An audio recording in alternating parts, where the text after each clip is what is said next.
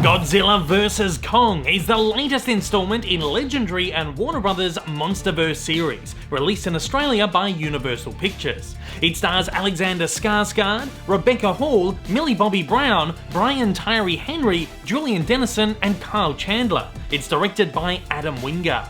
Before we get into this, don't forget to hit that like button down below. It does wonders in getting my videos out there, and if you haven't already, hit the subscribe button and the bell icon to keep up to date with all my content. I also want to know down in the comments below, what is your alliance? Are you hashtag Team Kong like me, or are you hashtag Team Godzilla?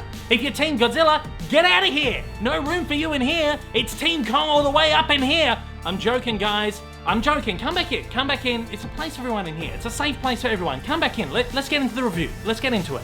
In a new world where man and monster now coexist, Monarch must lead the way to a prosperous future alongside the Titans, keeping humanity in check. Meanwhile, on Skull Island, strange seismic activity draws the attention of Godzilla and Kong alike. The two monsters square off in an epic battle for the ages, while humanity looks to wipe out both of the creatures and take back the planet once and for all. Okay, I've never really been a huge monster movie kind of guy. The legendary MonsterVerse so far has had me kind of a little bit divided. Some of the movies I've really loved, some of them I just thought were okay, and others I thought were really bad. Namely, Godzilla 2 King of the Monsters. Watched it for the first time last weekend and I thought it was dreadful. So it did put a little bit of a dampener on my excitement for Godzilla vs. Kong. That said, I did have to turn out for my boy Kong, hashtag Team Kong. I've loved most of the King Kong movies that there have been over the years. I love the original story, all of that. So I am a Kong fan, so I had to be here. And I was excited to go into this movie with an open mind because the trailers did look really terrific and really exciting. That said, look, I'm not going to string this out too much. I really enjoyed this film. This is one of the biggest, most bombastic, explosive popcorn flicks in recent memory. It could perhaps be one of the most impressive of all time. The sheer scale of this thing is enormous. This movie is almost like impeccable as far as like the technological side of it goes, and in terms of it delivering like exactly what it promises, which is a couple of monsters just absolutely beating the crap out of each other and knocking down buildings and knocking over boats and all that kind of crap. This movie like delivers 120%. It is a big, bombastic, energetic film. At times, it is a little overbearing, it's really obnoxious, it's loud, it's explosive. These are all the things that you want from a movie like this though. So as far as I'm concerned, this has like delivered absolutely everything that it has promised. As with Godzilla 2 King of the Monsters, narratively it does have a few kind of little flaws. The movie does really well with some of the narrative stuff though. You can really tell there's a lot of world building in here, and you can tell that this isn't gonna be the final MonsterVerse movie, but they are obviously setting up other things, they're opening threads, there's this whole new world of mythology that opens up in this movie. So even if you're not just there for the big explosive action set pieces and stuff, and you do want a little bit of a story, there's something there. And I think the narrative in this film is really good. Again, there's some wonky generic stuff in there as well.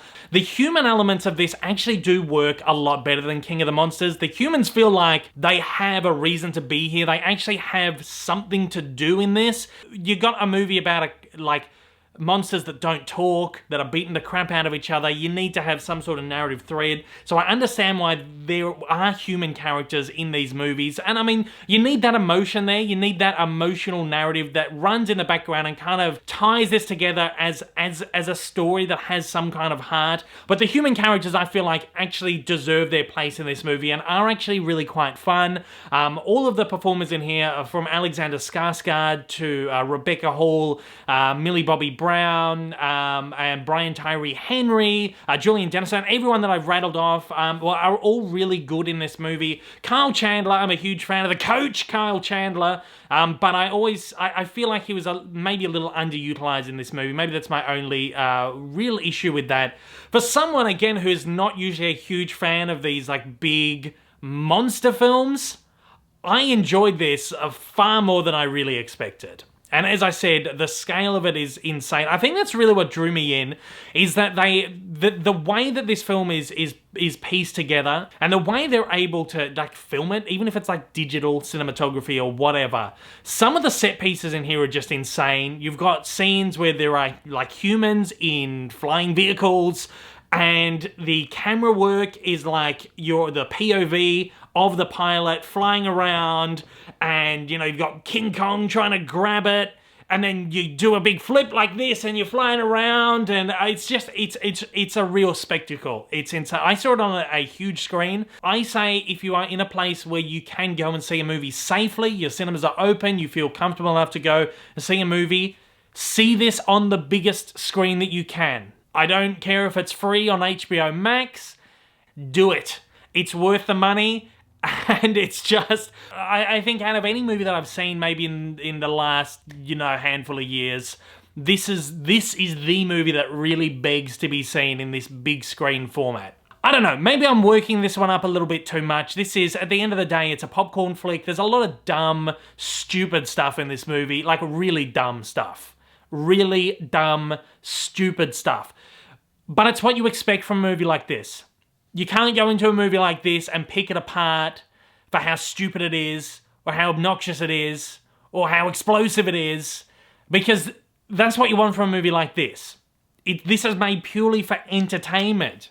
I feel like I've said this in a few reviews recently, like this is the movie we need right now. But it is. At this point, we all just want to have some bloody fun. We've all been cooped up in our houses for an entire year now, and this is the movie that we just need to watch and have some bloody fun. Just watch it any way you can, because this movie will just take you away for a couple of hours. And look, it's less than 2 hours. It's not over. Some of these movies can have the tendency to be like 2.5, 3 hours long, just overblown and bloated. This movie gets in there, you get into the fights, there's a couple of little human things going on in the background, and then bam, you're out of the cinema or whatever in less than 2 hours. I think that's the perfect way to do one of these movies. And again, I had an absolute blast at this. Go and see it.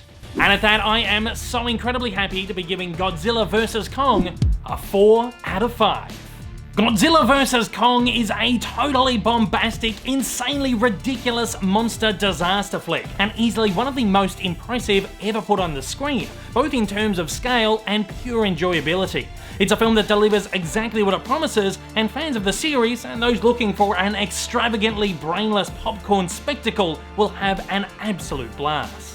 And at that, I'm throwing it over to you guys out there. I want to know, what are your thoughts on Godzilla vs. Kong? If you have seen it, if you haven't seen it just yet, I also want to know what your excitement levels are like for this one. Thanks to my good friends over at Universal Pictures in Australia, who are distributing Warner Brothers films here now, for organising this fantastic, spectacular event for Godzilla vs. Kong, and inviting me along for the purposes of this review right here. Thanks to everybody out there for watching. I'll see you on the next one. Take it easy, guys. Hey everyone, if you haven't yet, smash that big old subscribe button up on your screen to keep up to date with all my content, and hit that like button down below. Also, don't forget to check me out on social media, and please consider supporting me over on Patreon for as little as $1 a month for exclusive videos, early access content, and to get your name up on the screen. Thanks again for watching.